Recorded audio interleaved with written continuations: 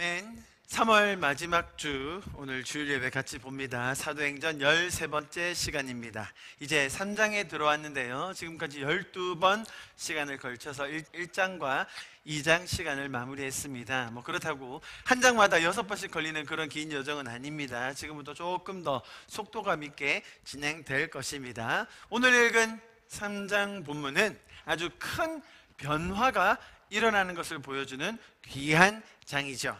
오늘 함께 읽은 3장에 담긴 스토리와 함께 또 이어지는 베드로의 메시지에서 하나님의 일하심과 또 성도들의 변화를 보게 됩니다. 이처럼 기독교, 우리가 함께하는 이 신앙생활은 변화를 경험하고 또 그것을 함께 나누는 놀라운 여정이라고 할 수 있습니다. 왜죠? 하나님이 살아계시기 때문입니다. 우리를 가장 잘 아시고 또 사랑하시며 우리를 위해 일하시는 하나님과 함께하는 여정을 같이 하고 있는 여러분 성도분들 진심으로 축복합니다.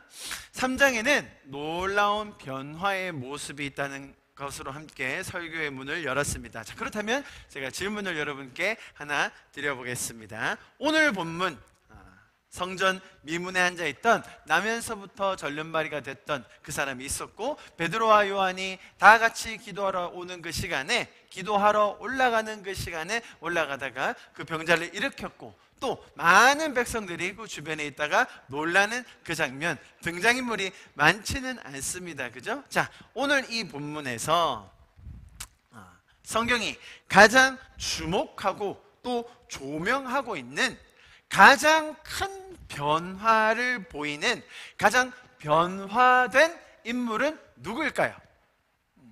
한번 생각해 보십시오. 오늘 이 본문, 우리가 잘 아는 본문입니다. 은과 금은 내게 없으나 나사렛 그리스도 예수 이름으로 일어나 걸으라 라고 했던 그 유명한 장면에서, 자, 가장 크게 변화된 것을 보여주는, 오늘 본문이 강조하고 있는 가장 변화된 사람은 누구냐는 거예요. 자, 이 질문을 먼저 여러분 마음속에 가지시고 오늘 본문을 쭉 이어서 보도록 하겠습니다. 자, 기독교, 우리의 신앙은 변화를 경험하고 함께 나누는 놀라운 여정이라고 제가 서두에 설명을 드렸습니다. 여러분, 이 변화의 본질을 잘 기억하셔야 합니다. 이것이 기독교 신앙의 핵심이기 때문입니다. 여러분, 우리는 하나님의 형상으로 지어진 존재들입니다. 하나님께서 그렇게 우리를 지으신 이유는 우리를 인격적으로 또 사랑의 존재로 창조하시기 원하셨기 때문입니다. 그래서 우리는 하나님과 친밀하게 알아가며 그분의 사랑을 배우고 또 배운 사랑을 그대로 나눌 수 있는 존재들이 된 것이죠. 이렇게 말로 표현하기 힘든 놀라운 존재였던 우리가 하나님께서 주신 그 본래의 모습을 상실하게 되었습니다. 그 원인이 죄였죠. 내가 하나님이 되어보겠다는 그 심상이었습니다. 하나님 없이도 살 수 있다고 생각하는 교만이 이 죄의 뿌리였습니다. 사랑의 필수 불가결 조건이었던 그 선택, 자유의지를 악용하여서 인간은 하나님을 떠나 마음껏 살아보겠노라는 그런 어리석은 생각을 가지게 되었습니다. 그래서 죄로 인하여 영이 죽은, 하나님과 분리된 죄의 결과로 신음하게 된 참혹한 결과를 맞이하게 된 것입니다. 그렇게 하나님과 분리되어 죽어있는 죄의 노예가 되어 있는 그들을 하나님은 긍휼히 여기셨습니다. 불쌍히 여기셨어요. 그래서 아들을 보내어 우리의 죄를 대신하여 돌아가심으로 우리를 회복하기 원하셨어요. 우리를 변화시키기 원하셨다는 것이죠. 하나님께서 원래 가지고 계셨던 그 디자인, 그 사랑의 계획으로 우리를 돌이키기, 회복시키기, 변화시키기 원하셨다는 거예요. 그게 뭐라고요? 이 변화의 본질이라는 겁니다.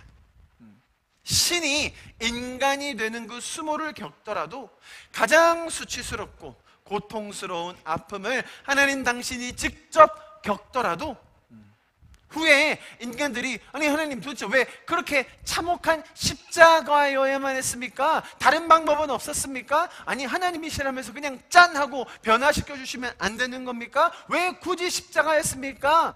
라는 비난과 조롱과 수치를 다 감내하시고더라도 인간을 변화시키기 원하셨던 것이 바로 우리 하나님 아버지의 마음이셨습니다. 우리를 구원하기 원하셨던 것이죠. 자, 그렇게 십자가의 구속과 하나님을 또 가르쳐 주시는 이 계시 사건으로 말미암아 이제 우리는 구원이라는 변화를 얻게 된 것입니다. 죄인이었던 우리가 의인이 된 것이죠. 여러분, 죄의 종으로, 죄의 노예로 살 수밖에 없었던 우리가 해방을 얻은 겁니다. 여러분, 성경의 표현을 잘 보십시오. 죄의 노예, 죄의 종이라고 하지 않았습니까? 무슨 말이에요? 우리가 죄의 노예로 있었기 때문에 나는 그럴 거라고 생각하지 못하고 죄를 선택했지만 우리는 죄의 노예의 신분으로, 죄의 종의 신분으로 들어갈 수밖에 없었다는 거예요. 죄의 종과 노예라는 말은 우리가 스스로는 빠져나올 수 없다는 말이에요. 이 죄라는 존재가 우리를 자유롭게 그냥 풀어주지 않는다는 말인 거죠. 이해하시겠죠? 우리가 세상을 살면서 교회를 다니지 않고 신앙이 없는 사람이라 할지라도 세상이 뭔가 잘못된 게 아닌가? 내 인생의 의미가 이게 단가? 내 인생에 좀 다른 뜻이 있지 않나? 뭔가 하나님이라는 존재, 나를 이끌어줄 존재, 신이라는 존재가 있지 않을까라는 그런 영적인 갈망, 내 마음속에 있는 블랙홀을 느끼면서도 내 스스로 그 자리에서는 빠져나올 수 없다는 말이 어떤 단어라고요? 죄의 종, 죄의 노예라는 그 뜻이에요. 자, 그 노예를, 종을 풀어주기 위해서 대가를 지불하시면서 우리를 구원, 구속해 주신 분이 누구라고요? 성경의 하나님이시라는 겁니다. 자기 아들을 대속물로 그에게 주셔서 이제 우리가 자유의 몸, 의의 아들, 의의 딸, 의로운 자녀들이 되어서 이제 하나님께서 원래 계획하셨던 그 형상으로 회복되는 그 변화가 하나님께서 우리에게 이루어주신 이 본질적인 변화라는 것입니다. 할렐루야. 자, 그래서 우리는 이제 성령님과 동행하며 천국의 삶을 살면서 하나님의 그 선하시고 기뻐하시며 온전하신 그 뜻이 무엇인지를 우리가 배워가며 또 누리며 나눌 수 있는 교회, 성도가 된 줄 믿습니다. 할렐루야. 자, 기독교 신앙이 말하는 이 변화의 본질이 무엇인지 좀 개념이 잡히십니까? 우리가 하나님의 형상으로 회복되는 거예요. 하나님께서 원래 계획하셨던 그 자리로 돌아가는 것입니다. 자, 제가 지금 이 변화의 본질에 대해서 설명을 드리고 있는데요. 서두에 드렸던 질문 기억하십니까? 오늘 가장 큰 변화를 이룬 사람이 누군가? 자, 그 질문 기억하고 계시면서 저의 이 총론적인 설명을 잘 들어주시기 바랍니다. 조금 더 이제 들어갈 거예요. 자, 이렇게 변화의 본질을 경험하게 되면 그 이후에 따라오는 부속적인 결과적인 현상들이 덜어 있습니다. 자, 이걸 잘 기억하셔야 됩니다. 본질적인 변화가 일어나고 나서 어떤 것도 따라올 수 있다고요? 첫 번째, 관계가 회복될 수 있어요. 자, 우리가 죄 속에 살 때 그런 증오하는 마음, 미워하는 마음, 원수 같은 마음이 눈 녹듯 녹아지고 사람과의 관계가 하나님께서 우리를 사랑하셨듯이, 하나님께서 우리를 용서하셨듯이 그들을 사랑하고 용서하는 마음으로 변화될 수 있습니다. 할렐루야. 우리의 관계가 회복됩니다. 다음 또 어떤 것들이 변화될 수 있죠? 우리의 가치관, 세상을 바라보는, 역사를 바라보는, 우리의 재정을 바라보는 가치관이 회복될 수 있어요. 여러분, 그러다 보면 자연스럽게 우리의 재정이, 우리의 가지고 있던 어려움들이 회복되는 것을 많이 경험하게 됩니다. 또 다음 뭡니까? 의미의 변화. 내 삶에 의미가 없이, 아무런 목적 없이 우리가 향해 가는 목적 없이 살 때가 얼마나 많습니까? 자, 그런데 우리가 하나님의 그 본질적인 구원을 얻으면서 하나님의 마음을 받아 하나님의 뜻을 알게 되므로 이제는 우리가 하나님의 뜻을 조차 사는 사람들로 변화하게 될 수 있다는 것이죠. 다음은 뭡니까? 우리 삶의 태도도 바뀌게 돼요. 여러분, 불평하고 불만 가지고 억울해하면서 살았던 인생이었는데 하나님께서 주신 그 변화의 본질로 인하여 감사하고 평화하며 그 안에 안식하며 누리며 나누는 삶의 태도를 가질 수가 있는 겁니다. 마지막으로 건강도 회복될 수 있습니다. 여러분, 우리가 하나님께서 원래 창조하셨던 그 창조의 원리대로, 하나님께서 주셨던 그 계획대로 살기 시작할 때 우리의 몸에 건강이 회복되는 것 많이 경험하게 됩니다. 자, 그러나 중요한 게 뭡니까? 이 순서를 보셔야 됩니다. 뭐가 먼저 변화되어야 되는 거예요? 가장 본질적인 변화, 하나님께서 우리의 삶에 계획하여 놓으셨던 그 하나님의 형상이 회복되는 이 변화가 가장 먼저예요. 본질이라는 거예요. 우선순위상 요거 먼저 되면 그 다음 된다, 이걸 해야 다음이 일어난다, 그게 아니라 가장 본질적인 변화가 있고, 본질적인 변화가 있을 때 따라올 수도 있는 결과적인 현상들이라는 거예요. 자, 그런데 중요한 건 뭐냐면 세상의 모든 종교들, 또 좋은 가르침들은 이 부수적인 현상에만 집중한다는 거예요. 이것만 일어나면 되고, 이걸 더 잘 이루어내는 곳이 더 염험하다, 더 실력 있다라고 평가하게 된다는 것입니다. 여러분, 기독교에서 말하는 이 변화의 본질이 있을 때 말씀드렸듯이 이런 것들이 충분히 일어날 수 있습니다. 그런데 세상에서도 이런 변화는 조금씩은 이루어내요. 그렇죠? 어느 좋은 강의를 들었을 때 내 가치관이 변화될 수도 있어요. 당연히 의료적인 행위를 통하여 건강도 좋아질 수 있고요, 심리 상담을 통하여 관계도 회복될 수 있습니다. 운이 좋아서 장사가 대박이 나서 재정이 회복될 수도 있죠. 왜 안 일어나겠습니까? 여러분, 그러나 기독교에서 말하는 본질적인 변화는 이 부수적인 것들을 이루기 위해, 이것들을 더 잘하기 위해 하는 것이 아니라 본질적인 변화 그 자체로만 모든 것이 완전하다, 완벽하다, 하나님의 형상으로 만족한다라는 것이 기독교의 메시지라는 거예요. 여러분, 또 반대로 만약에 이 나머지 것들이 이루어지지 않는다고 해서 본질적인 변화의 가치가 폄하될 수 있습니까? 예를 들어 총알이 빗발치는 전쟁터 속에 있는 한 사람이 하나님을 영접하고 하나님의 형상을 회복하면 그 가운데서라도 나머지 이 모든 것들이 회복되지 않는다 하더라도 평화를 누릴 수 있습니까? 천국을 경험할 수 있나요? 너무나도 극빈한 가난한 상황에 사는 그 사람이 다른 세상의 모든 시스템과 주변의 모든 것들이 나머지 것들을 이루어줄 수 없음에도 불구하고, 지금 당장 내일을 향한 소망과 희망이 없음에도 불구하고 하나님을 알고 하나님의 형상이 그 내면 안에 회복됨으로 그가 천국을 경험할 수 있겠습니까? 기독교의 메시지는 그렇다라는 거예요. 이것이 너무나 놀라운 기독교만의 메시지라는 겁니다. 세상의 모든 종교, 좋은 가르침들은 다 이 나머지 부속적인 것에 집중합니다. 결과적으로 따라올 수 있는 것에 더 집중해요. 여러분, 심지어 종교가 더 심해요. 이런 것들을 더 잘 이루기 위해서 기도받고요, 더 큰 일이 있을수록 더 복채가 많이 드는 법 아닙니까? 더 중요한 일, 더 급한 일, 더 어려운 일을 해결하려면, 이 부수적인 결과들을 얻어내려면 그 사람들이 갖다 바쳐야 되는 게 있다는 겁니다.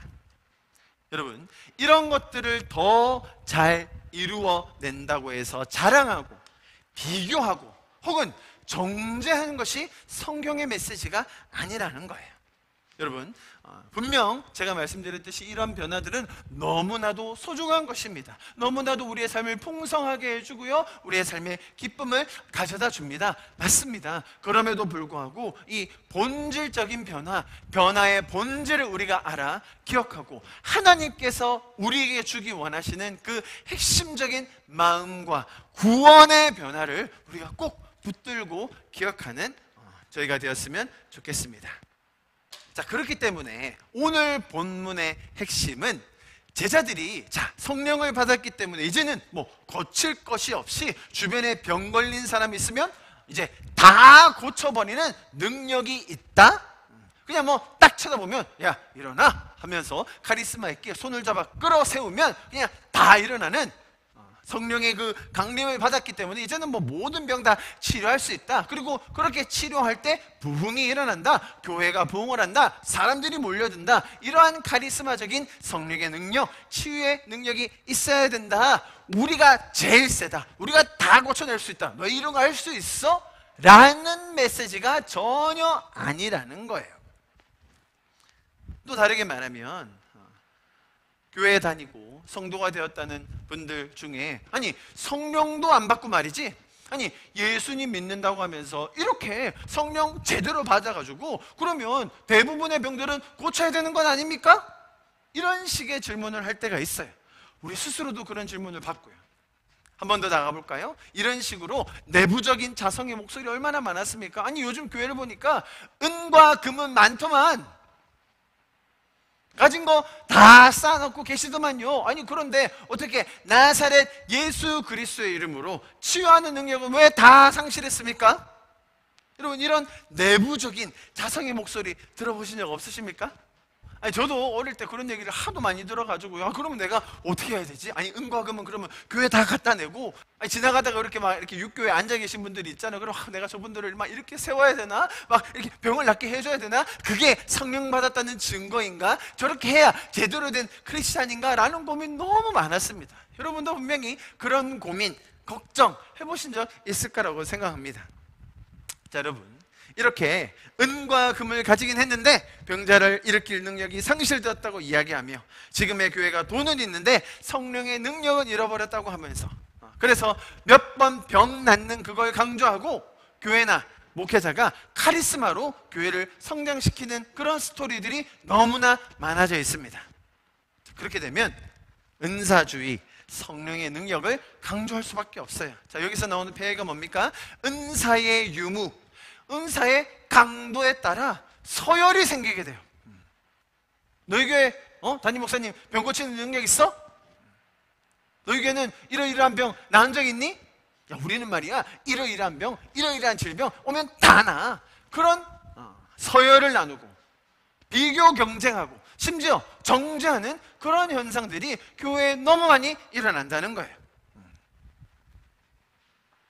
여러분, 제가 병 고치는 능력이 있을까요? 없을까요? 제가 예배도요 병 좀 고칩니다. 여러분, 제가 지난번에 얘기해 드린 적이 있는데요, 우즈베키스탄에 단기 선교 갔습니다. 가서 거기 있는 분들과 같이 손잡고 기도하는 시간이 있었어요. 뭐 주변에 있는 아픈 분들, 또 마음이 어려운 분들 위해서 기도했죠. 당연히 저도 옆에 있는 분들의 손을 잡고 기도했습니다. 자, 그런데 그 다음날 제 옆에 있던 아주머니가 막 달려와가지고는 자기 병이 나았다는 거예요. 뭐 저야 뭐 그냥 다 같이 기도하면서 손잡고 기도하니까 뜨겁게 기도했죠. 그런데 그 아주머니가 갑자기 저를 보시면서, 아니 이분이 내 손을 잡았는데 그 손이 막 뜨거워지면서 내 병이 나았다고 막 그렇게 간증을 하시는 거예요. 손을 세게 잡았으니까 뜨거워졌겠죠. 그런데 이 아줌마가 동네 아주 팔불출이었다는 거예요. 그래가지고 동네에 있는 모든 병자들을 다 데려오기 시작하는데 막 줄을 서서 저한테 기도받겠다는 거예요. 제가 어떻게 했겠습니까? 지금처럼 이렇게 뭐 캐주얼하게 입을 수는 없잖아요. 이렇게 딱 정장 차려입고 줄 서요, 줄 서. 카리스마 있게 그냥 딱 기도하기 시작하면 여러분 그 중에 많은 사람이 나올 거예요. 그렇죠? 그러면 그러다가 교회가 부흥되는 거예요. 제가 그렇게 했다는 말이 아니라, 저는 뭐 제 능력입니까 그게? 기도하다가 그 중에 병이 나은 사람들 분명히 있겠죠. 그러니까 오시는 분마다 제가 따뜻하게 어쨌든 저도 그분들을 사랑하는 마음으로 안고 기도해드리고 함께 우는 시간을 가졌죠. 여러분, 분명히 여러분의 인생 가운데서도 그렇게 어느 시점에, 어느 때에, 어떤 순간에는 병이 낫는 그런 치유의 은사들 경험해 보신 적 있을 겁니다. 하나님께서는 그렇게 은사를 선물로 주셔서 하나님의 복음을 위해서 분명히 사용하십니다. 할렐루야. 그러나 그것이 서열화를 만들고 그 유무로 인하여 상대방을 정죄하고 그것으로 내가 우월감을 갖는, 마치 오늘 본문에 나오는 베드로와 요한처럼 그 정도 기적은 베풀어야 해, 성령의 능력은 이런 거야, 성령 받으면 이렇게 변화되는 거야 라고 말하는 그 변화는 오늘 본문의 핵심이 아니라는 거예요. 제가 그것을 증명해 보여드릴게요. 자 여러분, 제가 질문 하나 드려볼 텐데요, 지금 제자들이 성령의 강림, 오순절 사건으로 말미암아 성령을 받았습니다. 자, 지금은 성령 받은 후라서 이렇게 병자들이 일으켰는데, 그러면 성령 받기 전에 제자들은 병자를 고칠 수 있었을까요? 성령 받기 전에 제자들이 귀신 내어 쫓은 적 있을까요? 제가 그것을 증명하는 구절을 몇 가지 보여드리겠습니다. 마태복음 10장입니다. 1절 보세요. 예수께서 그의 12제자를 부르사 더러운 귀신을 쫓아내며 모든 병과 모든 약한 것, 것을 고치는 권능을 주시니라. 자, 지금 제자들을 모아가지고 예수님께서 실습을 내보내는 장면이었습니다. 그죠? 너희가 이제 나가서 나한테 배운 바, 나에게 받은 은혜를 한번 나눠봐라 라고 하시면서 또 뭐라고 말씀하세요? 5절 보십시오. 예수께서 이 12를 내보내시며 명하여 이르시되 이방인의 길로도 가지 말고 사마리아인의 고래도 들어가지 말고 오히려 이스라엘의 집에 잃어버린 양에게로 가라. 이거 무슨 말이었어요? 제자들을 배려하는 말이었죠. 제자들이 아직은 준비되었지 않았기 때문에 막 해병대식으로 당장 사마리아 마을로 들어가서 거기 있는 사람들 다 변화시켜와가 아니라 자신들에게 익숙한, 자신들에게 친숙했던, 자기들이 해낼 수 있는 그 이스라엘의 잃어버린 양으로 가라고 했던 예수님의 그 아주 사려 깊은 말이었습니다. 가면서 전파하며 말하되 천국이 가까이 왔다고 병든 자를 고치며 죽은 자를 살리며 나병 환자를 깨끗하게 하며 귀신을 쫓아내되 너희가 거저 받았으니 거저 주라. 자, 보십시오. 예수님께서 이렇게 이야기하셨습니다. 누가복음에서는 이렇게 결과를 기술해 놓고 있죠. 10장 17절요. 70인이 기뻐하며 돌아와 이르되 주여 주여 주의 이름이면 귀신들도 우리에게 항복하더이다. 무슨 말이에요? 이 제자들이요, 성령 받기 전에도 병자들 많이 고쳤습니다. 귀신들도 쫓아냈고요. 아니, 심지어 예수님께서 그렇게 많은 기적들을 베푸실 때 바로 면전에서, 바로 앞에서 다 지켜봤거든요. 그 절름발이 한 명 일으키는 거요, 사실 제자들에게 그렇게 큰, 아주 놀라운, 일평생 한 번 경험해볼 그런 경험이 아니었다는 거예요. 제자들에게는 그냥 일상적으로 일어났던, 충분히 해볼 수 있었던, 과거에 여러 번 경험해봤던 일들 중에 하나라는 겁니다. 제자들이 성령을 받았기 때문에 성령을 체험한 사람들은 병 고치는 것은 기본적으로 해야 된다? 그래야 교회가 부흥한다? 성령의 능력이, 병 고치는 능력이 이 본문의 핵심이며, 그래야 병도 치유받고 관계도 회복되고 재정도 풀리고 막혔던 것에 돌파가 일어난다? 라고 말하는 것은 이 맥락, 이 전체 본문의 맥락을 전혀 고려하지 않은 해석임을 여러분 꼭 기억하시기 바랍니다. 여러분, 그래서 오늘 본문이 강조하고 있는 이 가장 변화된 사람은 이 병자가 일어나서 이제 정상인이 되었다라는 것에 초점을 맞추는 게 아니라는 거예요. 자, 제자들의 과거의 모습이 어땠는지 제가 몇 가지 구절을 통해서 보여드리겠습니다. 요한복음 9장 말씀인데요, 같이 한번 읽어볼까요? 1절 2절요. 시작. 예수께서 길을 가실 때에 날 때부터 맹인된 사람을 보신지라. 제자들이 물어 이르되 랍비여, 이 사람이 맹인으로 난 것이 누구의 죄로 인함이니까? 자기니까 그의 부모이니까? 정말로 이 제자들의 마음, 아주 심각한 종교적인 그 왜곡을 보여주는 구절입니다. 마찬가지로 나면서부터 절름발이었던 사람, 오늘은 지금 이 요한복음에서는 나면서부터 맹인인 자가 있었어요. 제자들이 이들을 볼 때 어떤 마음으로 봤다고요? 아니, 쟤들은 도대체 무슨 죄를 지었길래, 자기의 죄인지 부모의 죄인지는 모르겠으나 도대체 무슨 죄를 지었길래 저렇게 저주받아, 신의 저주를 받아 돌이킬 수 없는, 회복될 수 없는 저런 상태에 있지? 예수님, 저희가 평소에 많이 궁금했는데요, 도대체 누구의 죄 때문에 저런 겁니까? 그 말은, 반대로 말은 뭐예요? 볼 수 있고 걸을 수 있는 자기들은 어떻다는 거예요? 난 죄 없는데, 나는 그렇게 큰 죄는 짓지 않았어. 쟤네들은 도대체 뭘 했길래 저렇게 신의 저주를 받은 거야? 라는 아주 버르장머리 없는, 아주 못돼 처빠진 이런 종교적인 왜곡을 가지고 있던 것이 제자들의 마음이라는 거예요.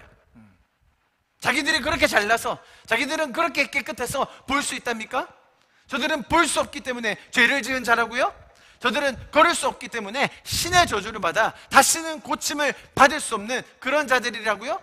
자기들은 그렇게 선하다고 생각했던, 자기들은 괜찮다고 생각했던, 남을 정죄하는 그런 마음을 가진 자들이 누구였다고요? 제자들이었다는 겁니다.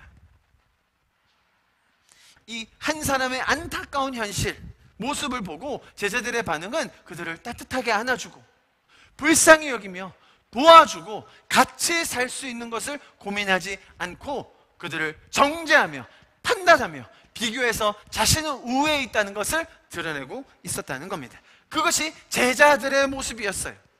도리어 여러분, 일반적인 사람들, 종교적인 관념이 없는 사람들은 그냥 그런 사람이 있으면 아유, 신세가 참 딱하다, 뭐 그러나 그것만이 전부겠어요? 또 인생을 살다 보면 어려움도 겪고 또 다른 부분도 있지요. 저도 같이 도와서 우리 같이 한번 잘 살아봅시다, 그런 말을 할 텐데, 이 종교심에 쩔어 있던 제자들, 유대교인들은 이런 식으로 이런 사람들을 정죄했다는 겁니다. 제자들이 그랬고요, 유대인들도 꼭 마찬가지였습니다. 이렇게 한 사람의 아픔과 고통을 보고 아파해 주지는 못할 망정, 오히려 그것이 종교적인 징벌이라고 정죄하면서 나는 더 우월하고 저들은 저주받았다고 이야기하는 것이 제자들의 모습이었습니다. 그뿐만이 아닙니다. 잘 아시는 이야기인데요, 누가복음에 이렇게 나오죠.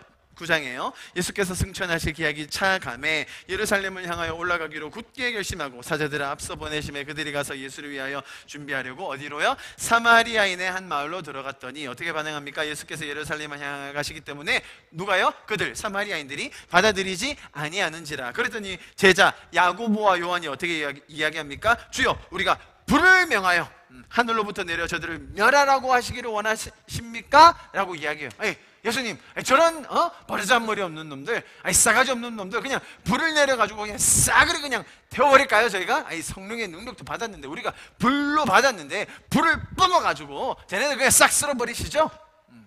라고 타인을 바라봤던 자가 누굽니까? 야고보와 요한이었습니다. 자, 이랬던 제자들, 이랬던 베드로와 요한의 모습이었는데 오늘 본문에서는 이것이 어떻게 바뀌어가는가 한번 본문을 통해서 보도록 하겠습니다.